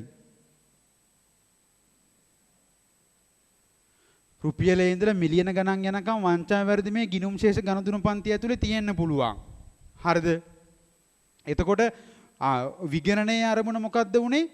විගණනයේ අරමුණ උනේ මේ මූල ප්‍රකාශන සාවද්දද නැද්ද කියලා රිපෝට් එකක් කොටස් හිමියන්ට දෙන එක. එතකොට මේ ගිණුම් ශේෂ ගණතුණු පන්තියේ ඇතුලේ රුපියලේ ඉඳලා මිලියන ගණන් යනකම් සාවද්ද ප්‍රකාශන තියෙන්න පුළුවන්. ඒතර ඔයාට දැන් හිතේ අපි ඔඩිට් එකකට ගිහලා මේ හැම එකක්ම හොයන්න ඕනේද කියලා. අපි කිව්වා එහෙම අවශ්‍යතාවයක් නැහැ. අපේ විගණනයේ අරමුණ සීළු වංචා වැරදි අනාවරණය කර ගැනීම නෙවෙයි. ප්‍රමාණාත්මක යම් පොයින්ට් එකකට වඩා වැඩි. අපි ඔක්කොම හොයන්නේ යම් අපි කියන මෙන්න මේ කට් ඔෆ් පොයින්ට් එක. මෙන්න මේ කට් ඔෆ් පොයින්ට් එකකට වඩා වැඩි ටික තමයි අපි හොයන්නේ. ඒ කට් ඔෆ් පොයින්ට් එක රුපියල් ලක්ෂ වෙන්න පුළුවන්. හරිද? ඒක 1 මිලියන් වෙන්න පුළුවන්. ඒක 10 මිලියන් වෙන්න පුළුවන්. හරිද? ඒක වෙන්න පුළුවන්. ඒක කම්පැනියෙන් කම්පැනියට වෙනස්. කොහොම හරි යම් කට් ඔෆ් පොයින්ට් එකකට වඩා වැඩි වංචා වැරදි තමයි අපි හොයන්නේ. හරිද? අන්නේ වංචා වැරදි වලට තමයි අපි කියන්නේ ප්‍රමාණාත්මක වංචා වැරදි. ප්‍රමාණාත්මක සාවද්ද ප්‍රකාශන. ප්‍රමාණාත්මක සාවද්ද ප්‍රකාශන. හරිද? එහෙනම් දැන් ඔයා දැන් තේරෙනවා මේ account set එකේ තියෙන ගිණුම් ශේෂ ගණතුණු පන්ති ඒ account set එකේ තියෙන ගිණුම් ශේෂ ගණතුණු පන්ති සාවද්ද වෙන්න පුළුවන් වංචා සහ වැරදි වලින් ඒ අනුව විගණනයේ අරමුණ මොකද්ද?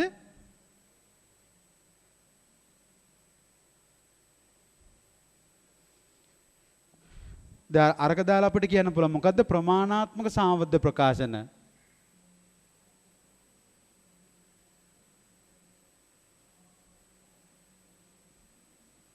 ප්‍රමාණාත්මක සාවද්ද ප්‍රකාශන අනාවරණය කර ගැනීම.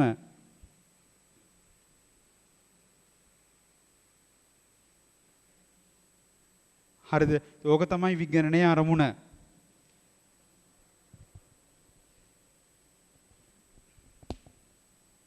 හරිද?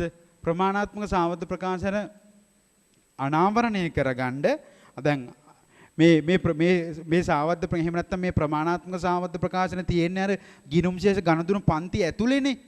ඒ ගණතුණු පන්ති සහ ගිණුම් ශේෂ ඇතුලේ තියෙන මේ වංචා වැරදි අනාවරණය කරගන්න එපා දැන් අපි විගණක. ඒතර අනාවරණය වෙන්නේ නැහැනේ නිකන් අපි අනාවරණය කරගත යුතුයි. අනාවරණය කරගන්න නම් අපි මොකද්ද කරන්න ඕනේ? අර ගිණුම් ශේෂ ගණතුණු පන්ති පරීක්ෂා කරන්න ඕනේ. මේ සඳහා ගිණුම් ශේෂ සහ ගනුදෙනු පන්ති පරීක්ෂා කළ යුතුය. ගිණුම් ශේෂ ගනුදෙනු පන්ති පරීක්ෂා කරන්න ඕනේ අපි. අන්නේ පරීක්ෂා කරන්න සිදු කරන පරීක්ෂා කිරීම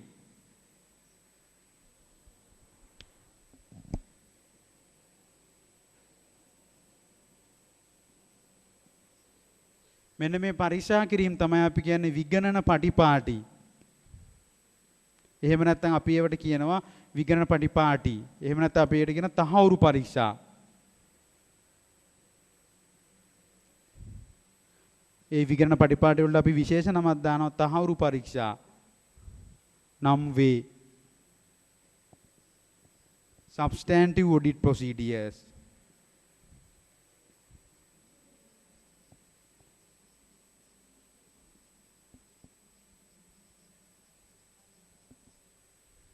හරිද? ඒතර අපි විගණනයේදී හොයන්නේ ප්‍රමාණාත්මක සාවද්ද ප්‍රකාශන. ඒ ප්‍රමාණාත්මක සාවද්ද ප්‍රකාශන අනාවරණය කරගන්න නම් අපි ගිණුම් ශේෂ ගණතුණු පන්ති පරීක්ෂා කළ යුතුයි.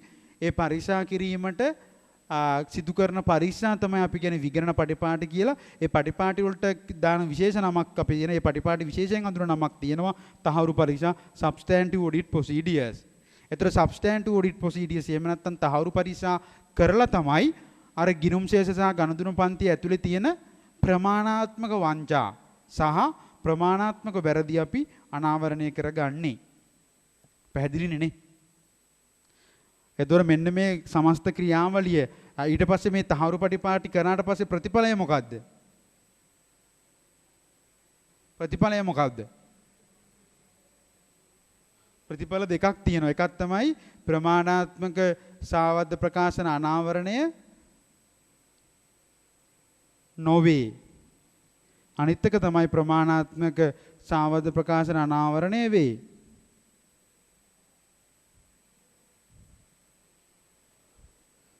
මේ අපිට අනාවරණය වුණේ නැත්තම් අපි කියනවා කෙලින්ම කොටස් හිමියන්ට රිපෝට් එක දෙනවා මූල්‍ය ප්‍රකාශන සත්‍ය සාධාරණ වේ කියලා. true and fair.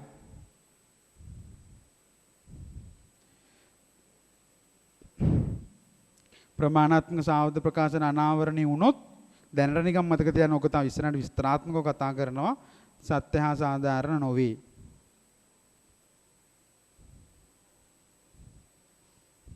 දැක්කද? ඉතින් ඔන්න ඔය සමස්ත ක්‍රියාවලිය තමයි අපි කරන්නේ. පැහැදිලි කිව්වොත් අපව කිව්වොත් වංචා වැරදි ගොඩේ තියෙන ප්‍රමාණාත්මක ටිකවත් අනාවරණය කරගන්න අපි මොනවා කරනවද? තහවුරු පරීක්ෂා කරනවා. තහවුරු පරීක්ෂාවල ප්‍රතිඵලය මොකද්ද? ප්‍රමාණාත්මක සාවද්ද ප්‍රකාශන එක්ක අහුවෙන්නේ නැහැ. අහුුනේ නැත්නම් අපි රිපෝට් එක දෙනවා මූල ප්‍රකාශන සත්‍ය සාධාරණ වේ කියලා. අනාවරණය වුණොත් හරිද? ඒ කියන්නේ මූල ප්‍රකාශන වල වංචා වැරදි තියෙනවා ප්‍රමාණාත්මක ඒවා. දැනට නිකන් මතක තියාගන්න අපි සත්‍ය සාධාරණ නොවේ කියලා රිපෝට් එක දෙනවා. ඉතින් ඔහොම තමයි වංචා වැරදි වලට විගණක ගන්න ක්‍රියාමාර්ග සහ ඒවා අනාවරණය කරගත්තට පස්සේ අපි ගන්න ක්‍රියාමාර්ගය. මේක ලියා ගන්නකෝ.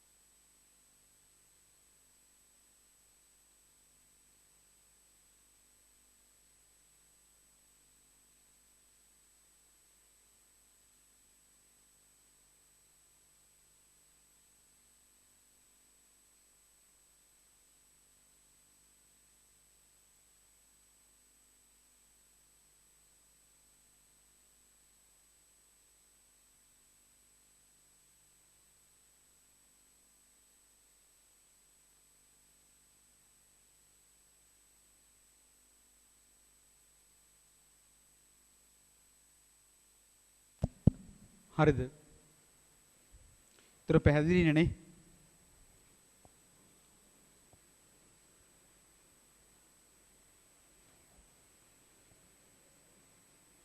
හරිද? එතකොට විගණනයේ අරමුණ කියන එක දැන් ඔයාලට පැහැදිලි. අපේ විගණනයේ අරමුණ උනේ ප්‍රමාණාත්මක සාවද්ද ප්‍රකාශන අනාවරණය කරගන්න එක. එතකොට මේ සාවද්ද ප්‍රකාශන අනාවරණය කරගන්න මෙන්න මේ තහවුරු පරීක්ෂා කරන එක තමයි අපි කරන්නේ. එතකොට ඒ ලැබිච්ච ප්‍රතිඵල මත අපි report එක දෙනවා. එතකොට මෙන්න මේ කියන කතන්දරයටම අපිට ප්‍රමිත කීපයක් අදාළ කරගන්න පුළුවන් මෙහෙම. දැන් අපේ විගණනයේ අරමුණ උනේ ප්‍රමාණාත්මක සාවද්ද ප්‍රකාශන අනාවරණය කරගන්න එකනේ. එතකොට සාවද්ද ප්‍රකාශන ප්‍රමාණාත්මකයි කියලා අපි කියන්නේ යම් කට් ඔෆ් ලිමිට් එකකට වඩා වැඩි ටිකනේ. මෙන්න මේ කට් ඔෆ් ලිමිට් එකනේ අපි කියේ ප්‍රමාණාත්මක මට්ටම කියලා. එතකොට ඔයාට හිතෙන විදියට හැම ඔඩිට් එකකටම ගිහිල්ලා එකම ගාන නෙවෙයිනේ අපි ප්‍රමාණාත්මක මට්ටම විදියට භාවිතා කරන්නේ. ඒක එක කම්පැනි එක ලක්ෂ වෙන්න පුළුවන්, තව කම්පැනි එක ලක්ෂ 2 වෙන්න පුළුවන්. එහෙනම් මේ ප්‍රමාණාත්මක මට්ටම කියන එක කම්පැනියෙන් කම්පැනිට වෙනස් දෙයක්. හරිද? එහෙනම් මෙන්න මේ ප්‍රමාණාත්මක මට්ටම කියන එක අපි අර මං කිව්වේ ඔඩිට් එකක පියවර ටික ඔඩිට් එක බාරගත්තට පස්සේ මොකක්ද ඊළඟට කරන්නේ? ඔඩිට් එක ප්ලෑන් කරන එක. එහෙනම් මෙන්න මේ ප්‍රමාණාත්මක මට්ටම අපි ගණනය කිරීමකින් හොයා ගන්නවා. ගණනය කරයි. මෙන්න මේ ගණනය කිරීම කරන්නේ ඔඩිට් එක ප්ලෑන් කරද්දි, සැලසුම් කරද්දි. සැලසුම් මධ්‍යරේ. සැලසුම් මධ්‍යරේ SLAUS 320 හැටියට. අන්න දැන් එක එක concept වලට එක එක ප්‍රමිත තියෙනවා. හරිද? අපි ඔඩිට් එකකට ගිහිල්ලා හොයන්නේ සියලු සාමද්ද ප්‍රකාශන නෙවෙයි යම් කට් ඔෆ් ලිමිට් එකකට වඩා වැඩි වංචා වැරදි.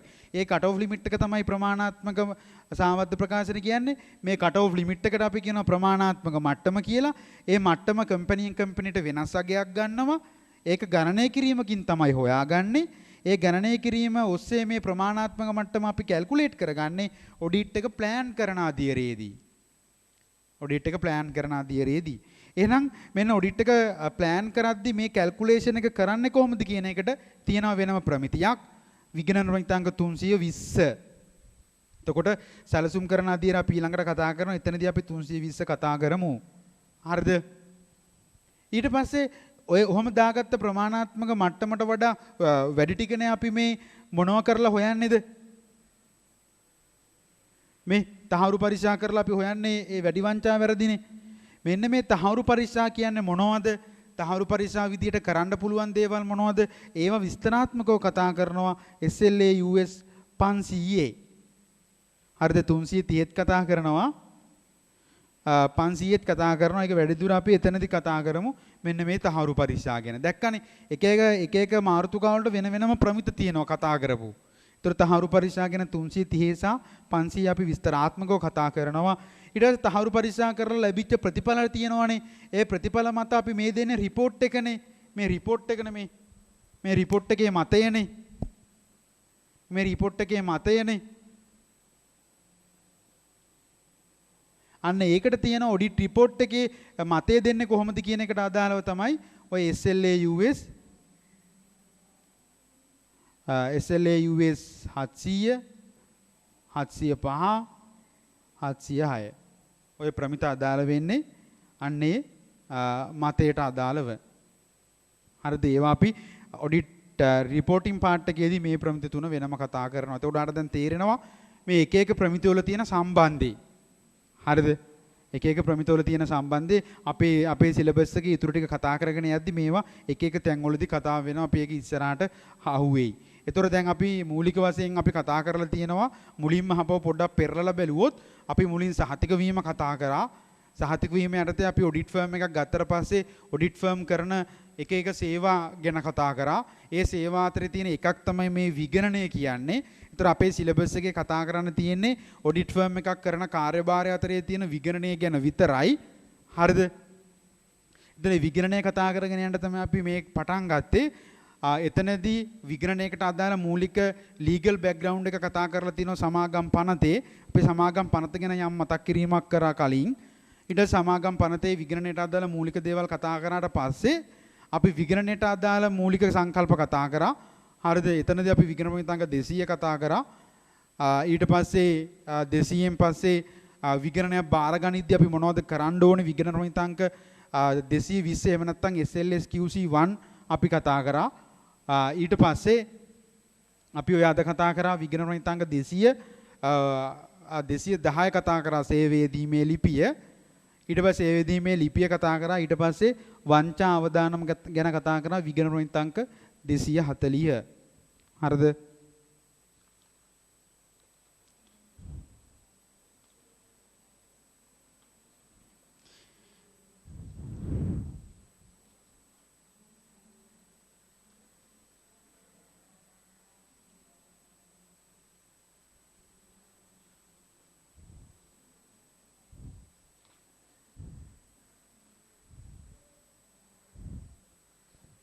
හරිද? ඔතන එනකම් පැහැදිලිනේ මේ මෙතන කතා කරපු දේවල් ටිකනේ. ඊට පස්සේ තා පොඩ්ඩක් අපි මේ වංචා ගැන කතා කරනවා.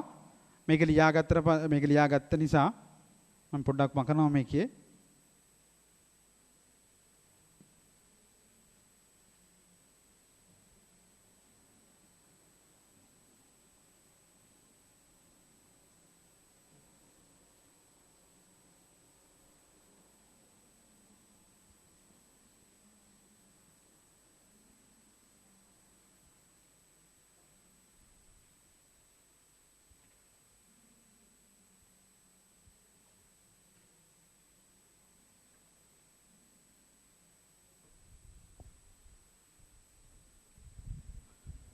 හරිද? මේක වෙනම කොටසක් විදිහට ආපහු ලියා ගන්න. හරිද? එතකොට මූල ප්‍රකාශන ආපහු කිව්වොත් මූල ප්‍රකාශන වල ගිණුම් ශේෂ ගණතුන පන්ති තියෙනවා. ඒව සාමද්ද වෙන්නේ වංචා සහ වැරදි වලින්. ඒතර වංචාවක් කියන්නේ වැරද්දක් කියන්නේ මොකක්ද කියලා දැන් වෙනස තේරෙනවා. වංචාවක් කියන්නේ මොකද්ද? හිතාමතා කරපු ක්‍රියාවක ප්‍රතිඵලයක් විදියට මූල ප්‍රකාශන සාමද්ද වෙනවා නම් ඒක අපි කියනවා වංචාවක්. හිතාමතා නොවන ආකාරයට සිදු කරපු ක්‍රියාවක ප්‍රතිඵලයක් විදියට මූල ප්‍රකාශන සාවත් දෙනවා නම් ඒක අපි කියනවා වැරද්දක් කියලා. පැහැදිලි. එතකොට දැන් මේක හිතාමතා කරන්නේ වංචානේ. වංචා කරන්නේ අහුවෙන්න නෙවෙයිනේ. ඒවා අනාවරණය නොවන විදියට තමයි වංචා කරපු අය කරලා තියෙන්නේ. ඒක නිසා අපි වංචා ගැන තව පොඩ්ඩක් විස්තරාත්මකව බලමු. දැන් මේ බලන්නකෝ. දැන් කම්පැනි එක ගබඩාවේ ගත්තොත් හිතන්නකෝ තොග. කම්පැනි පොත්වල හැටියට තොගේ තියෙනවා මිලියන 100ක්. හරිද? පොත්වල මිලියන 100ක තොග තියෙනවා කියන ගබඩාවෙත් හරිනම් 100ක් තියෙන්න ඉපේ. හැබැයි අපි ෆිසිකලි ගිහිල්ලා ගන්නට පස්සේ ගබඩාවේ තියෙන්නේ තොග මිලියන 80ක විතරයි. පොත්වල 100ක් තියෙනවා හැබැයි ෆිසිකලි තියෙන 80ක් විතරයි. එහෙනම් දැන් කීයක වෙනසක් තියෙනවද? 20ක වෙනසක් තියෙනවා. එහෙනම් මේක 100% ෂුවර් මේ 20 මොකක් කියලාද? සාවද්ද ප්‍රකාශනයක්.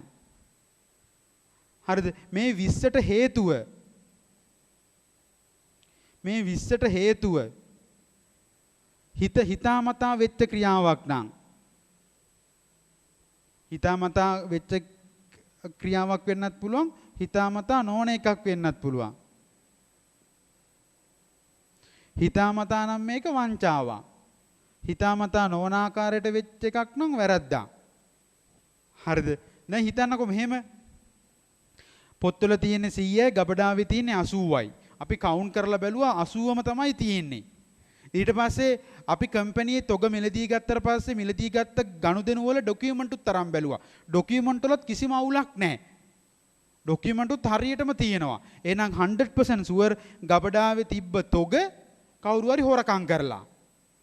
හිතාමතානේ හොරකම් කරන්නේ. එහෙනම් ඒක වංචාවක්. අන්න එතකොට ඔය වගේ වංචාය කියන්නේ කම්පැනියට අයිති තොග මෙතන හොරකම් කිරීමක් වෙලානේ. අන්න ඒක නිසා ඒ වගේ වංචාවලට අපි විශේෂ නමක් දානවා වත්කම් අයථා පරිහරණය.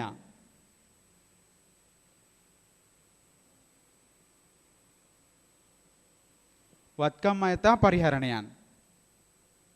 හරිද? ඒ කියන්නේ මෙතන පටල ගන්න එපා. අයථා පරිහරණයන් කියලා කිව්වට පස්සේ කම්පැනියට අයිති වත්කමක් සේවකයෙක් වෙන්න පුළුවන්, තර්ඩ් පාටි එකක් වෙන්න පුළුවන්, හොරකම් කරලා අරන් යනවා නම් ඒක කියන්නේත් අපි අයථා පරිහරණයක්. හරිද? ඒතර අපි 20ට හේතුව මෙහෙම වෙන්නත් පුළුවන්. කම්පැනි එකක් කවුරු හරි තර්ඩ් පාටි එකක් එක්ක එකතු වෙලා කම්පැනි තොග අරන් ගියා වෙන්න පුළුවන් හොරාට. එහෙනම් ඒක අපි කියන වත්කම් අයථා පරිහරණයක් කියලා. හිතන්නකෝ මේ 20ට හේතුව හොයලා බැලුවට පස්සේ මෙහෙම එකක් නම් කම්පැනියේ ෆිසිකලි 100ක්ම තියෙනවා. හරිද? හැබැයි මේ 100න් මිලියන 20ක් එක්ස්පයර් වෙලා. ඒත් පොත්වල පෙන්නන් ඉන්නවා 100ක් කියලා. ඇත්තටම දැන් ගබඩාවේ මිලියන 100ක තොග තිබ්බට ඒ 100න් 20ක් එක්ස්පයර් වෙලා නම් මේ මිලියන 20 එක්ස්පයර් වෙච්ච තොග පොත්වලින් ලියා හරින්න එපා. ලියා හැරියොත් කම්පැනි ප්‍රොෆිට් එක අඩු වෙනවනේ.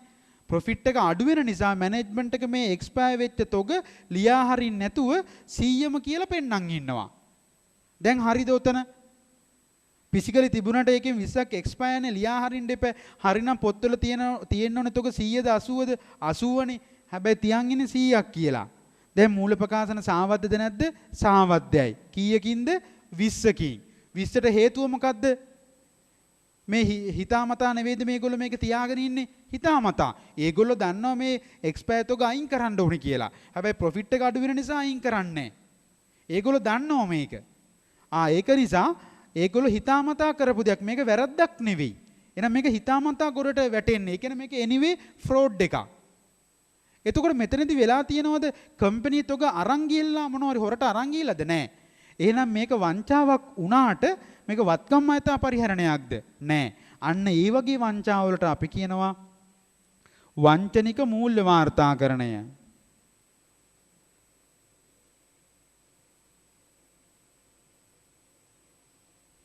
වංචනික මූල්‍ය වාර්තාකරණය. හරිද? එහෙනම් වංචා කොටස් දෙකකට කඩන්න පුළුවන්. වත්කම් මෑතා පරිහරණය, අපි ඒකට කියනවා misappropriation of asset.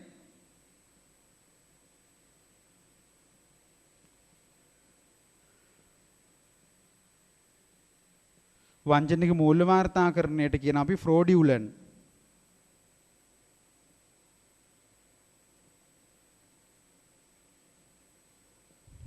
reporting. fraudulent financial reporting. එහෙනම් වත්කම් අයථා පරිහරණයක් වෙන්න පුළුවන්. වත්කම් අයථා පරිහරණයනොත් හටගන්නේ වංචාවක්.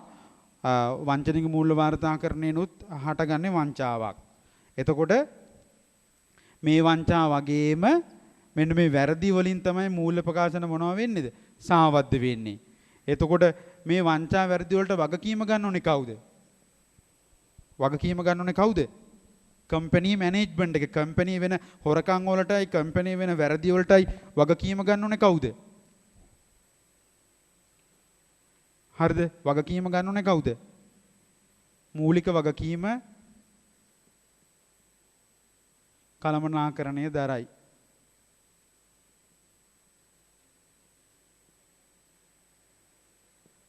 මූලික වගකීම කියන අදහස් වෙන්නේ නම් වංචා සහ වැරදි වළක්වා ගැනීම, අනාවරණය සහ නිවැරදි කිරීම. හරිද? ඔයා මේක ලියද්දි මේක ලියා ගන්නකො මෙන්න මේ වංචා මේ දෙකම ලියාගත්තර කමක් නැහැ. මේ වංචා අර වංචාම තමයි මේ කියන එකම තමයි මේ පැහැදිලි කරන්නේ. මේක දැන් ඔයාලට පැහැදිලි.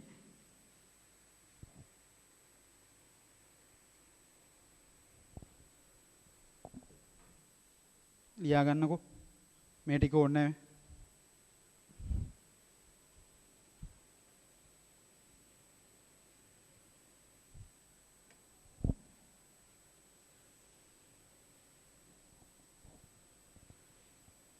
වංචා කොටස් දෙකයි වත්කම් අයථා පරිහරණය, misappropriation of asset, අනිත් එක වංචනික මූල්‍ය වාර්තාකරණය.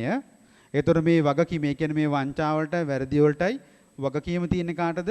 මූලික වගකීම කළමනාකරණය දරයි. එනම් වංචා සහ වැරදි වළක්වා ගැනීම, අනාවරණය සහ නිවැරදි කිරීම.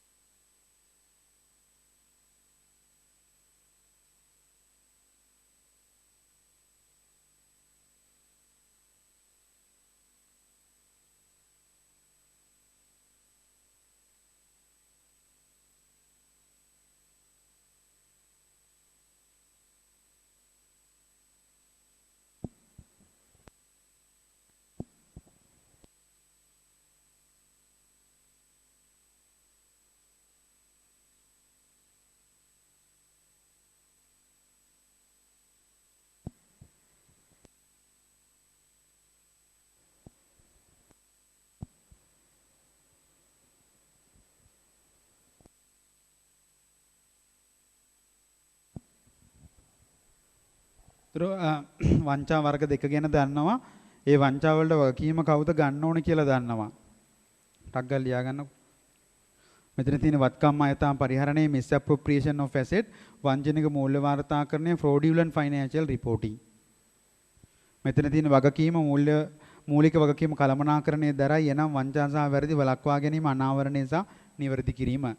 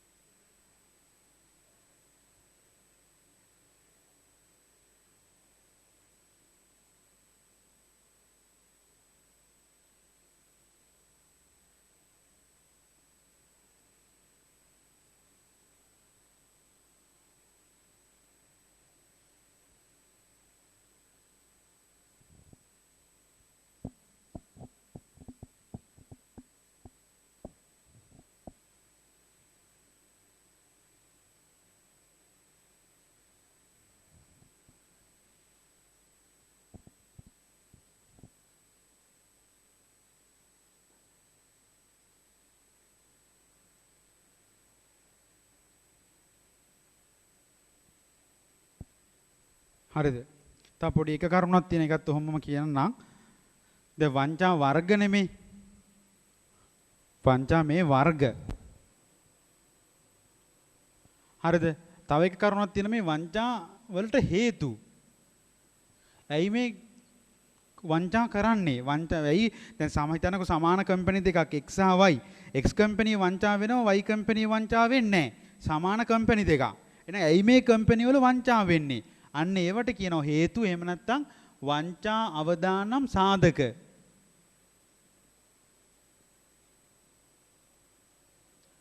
fraud risk factors.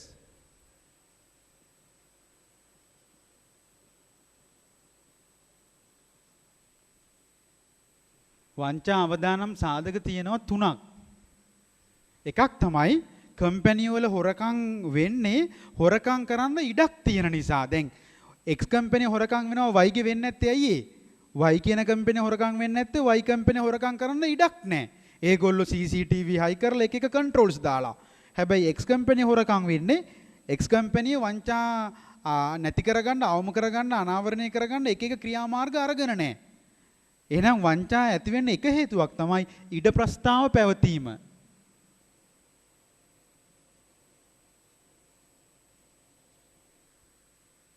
අනිත් එක තමයි හිතනකො තව සමහරක් කම්පැනි මේ Z කියන කම්පැනි CCTV එහෙම හයි කරලා තියෙනවා. එක එක කන්ට්‍රෝල්ස් දාලා තියෙනවා. හැබැයි ඒත් හොරකම් වෙනවා. එහෙනම් මොන කන්ට්‍රෝල්ස් දැම්මත් හරිද? කට්ටියගේ දැන් සමහරක් කම්පැනි මේ බලන්නකෝ. හිතන තව කම්පැනියක් තියෙනවා A කියලා. මේ කම්පැනි කිසිම කන්ට්‍රෝල් එකක් නැහැ. හැබැයි හොරකම් වෙන්නෙත් නැහැ. එහෙනම් අර කිව්ව විදියට කන්ට්‍රෝල්ස් නැහැ කියන හොරකම් වෙන්න මේපෑ. එහෙනම් කන්ට්‍රෝල්ස් නැති වුණාට හොරකම් ඇති වෙන්න ඒ කම්පැනි ඉන්න සේවකයන්ගේ ඇටිටියුඩ් එකත් බලපානවා. හොරකම් කරන්න හිතෙන්න ඕනේ. එහෙනම් වංචා අවදානම් අනිත් සාධකයේ තමයි ආකල්පය.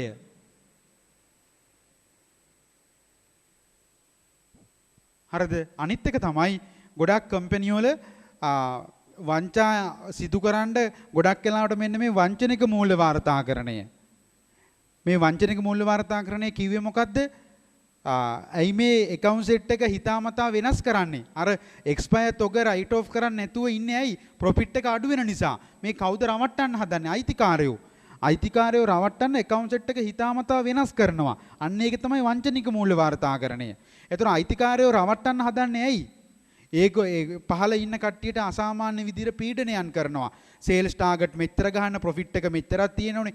අන්න එතකොට ඉහළ කළමනාකාරීත්වයෙන් පහළට අසාමාන්‍ය පීඩනයන් යොමු කරද්දී පහළ ඉන්න කට්ටිය ඉබේම පෙළඹෙනවා ගොඩක් වෙලාට මෙන්න මේ වංචනික මූල්‍ය වාර්තාකරණයට. එහෙනම් ඒකත් හේතුවක්. වංචනික මූල්‍ය වාර්තාකරණයත් එක වංචා වර්ගයක්නේ. එහෙනම් කට්ටිය වංචනික මූල්‍ය වාර්තාකරණයට පෙළඹෙන්නේ ඇයි? අසාමාන්‍ය පීඩනයන් තියෙන නිසා. අසාමාන්‍ය පීඩනයන්.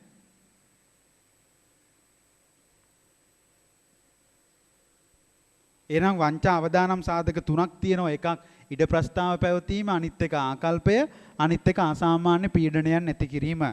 unusual pressure. හරිද? එතකොට පිටුවංක ඔය 13 ඉඳලා විස්තර කරනවා ඒ ටික. ටග්ගල පිටුවංක 13ට යන්නකෝ. දැන් මේ ඔක්කොම කතා කරලා තියෙන මම මේ කියන මාතෘකා ටික highlight කරගන්න ඔයා. දැන් ඔයාලට තේරෙනවා. අර ටියුට් එකේ දෙවෙනි ටියුට් එකේ පිටුවංක 13ට යන්නකෝ. මේ හැම එකක්ම විස්තර කරලා තියෙනවා.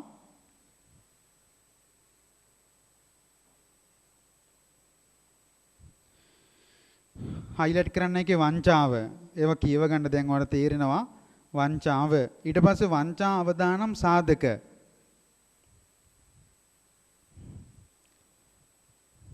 හරිද? ඒකත් කියව ගන්න. ඊට පස්සේ අන තරුවක් දාලා highlight කරන වංචනික මූල්‍ය වාර්තාකරණය. ඒකත් ඔයාලට තේරෙනවා වංචනික මූල්‍ය වාර්තාකරණය කිව්වේ මූල ප්‍රකාශන පරිශීලකයන් නොමග යවන්න account sheet එකේ වටිනාකම් figures වෙනස් කරනවා හිතාමතා. වාසි සහගත ගනුදෙනු වැඩියෙන් රෙකෝඩ් කරනවා, අවාසි සහගත ගනුදෙනු අඩුවෙන් රෙකෝඩ් කරනවා. එක්ක අතෑරලා දානවා. අන වංචනික මූල්‍ය වාර්තාකරණය. ඊට පස්සේ එහා පැත්තේ highlight කරන වත්කම් අයථා පරිහරණය. වත්කම් අයථා ලෙස පරිහරණය කිරීම. ඒකත් ඔයාලට දැන් තේරෙනවා. කම්පැනිට අයිති වත්කම් එක්කෝ හොරකම් කරනවා, එක්කෝ පෞද්ගලික ප්‍රයෝජනයට ගන්නවා. ඒක තමයි කියන්නේ වත්කම් අයථා පරිහරණය කියලා. ඊට පස්සේ තරුවක් දාලා highlight කරන්න වංචා වැළැක්වීම අනාවරණය කිරීම සඳහා වගකීම. වගකීම යටතේ මාතෘකා දෙකක් තියෙනවා. විගණකවරයාගේ වගකීම මාතෘකාව highlight කරන්න, එහා පැත්තේ highlight කරන්න කළමනාකරණයේ වගකීම. කළමනාකරණයේ වගකීම. එතකොට වංචා වැරදි වළක්වන්න අනාවරණය කරන්න මූලික වගකීම තියෙන කාටද? කළමනාකරණයට. වංචා වැරදි සම්බන්ධයෙන් විගණකට වගකීමක් ගන්න පුළුවන්ද? විගණකට වගකීමක් ගන්න බෑ. හැබැයි විගණනය කිරීමේ ප්‍රතිඵලයක් විදියට මූල ප්‍රකාශන වල තියෙන ප්‍රමාණාත්මක වංචා වැරදි අපිට අනාවරණය වෙන්න පුළුවන්. හැබැයි අහු වුණේ නැහැ කියලා අපිට රෙස්පොන්සිබිලිටි එක ගන්න බෑ. හරිද? ඒක නිසා මතක තියාගන්න මූලික වගකීම තියෙන්නේ කළමනාකරණයට. විගණකට වගකීමක් නැහැ. හැබැයි විගණනේ අපි සාධාරණ සාතික වීමක් දෙන්න කටයුතු කරද්දී වංචා වැරදි අපිට අනාවරණය වෙන්න පුළුවන්. ඒක නිසා විගණකවරයාගේ වගකීමයි කළමනාකරණයේ වගකීමයි බලලා තියාගන්න. එතනින් එහාට ටික අපි දැම්ම කතා කරන්නේ. ඒක අපි ඉස්සරහට විගණන හිතංග 315 වගේ කතා කරද්දී අහුවෙනවා. අපි ඒක එතනදී බලමු. පිටුවංග 20ට යනකන් ටික අපි පස්සේ කතා කරනවා. එතකොට 240ට අදාළව මූලික ওই කරුණු ටික තමයි කතා කරන්න තියෙන්නේ. හරිද? හරි.